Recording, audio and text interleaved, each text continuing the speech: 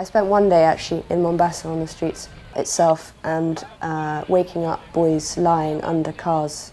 It's 38 degrees, there's traffic everywhere and they're lying under cars. And when you wake them up, they're totally out of it, totally glazed over because of the glue that they sniff. And you know, they have to sniff glue to try and suppress their hunger.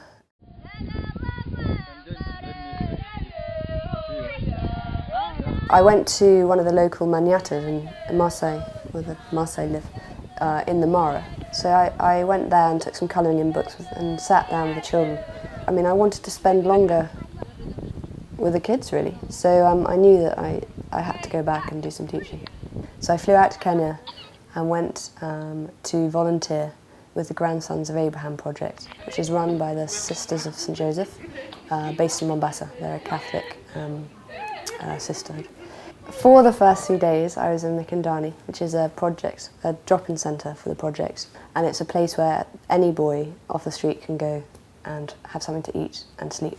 So I did that, spent 3 days with them, beading activities. They didn't have a huge concentration span because they're all coming off the glue sniffing, which is a huge, major problem. I then went up to the main rehabilitation centre in Kikambala. The kids, there were one or two that always sort of misbehaved or what have you, but you know, they all have hearts of gold. They're all so welcoming and run up to the gate saying, "Karibu, Jambo," and it's quite amazing when you think of the harrowing stories that each and every one of them has.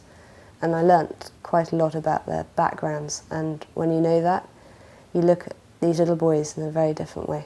And there was one family that I sort of followed particularly, a little boy called Martin and his brother Bryson.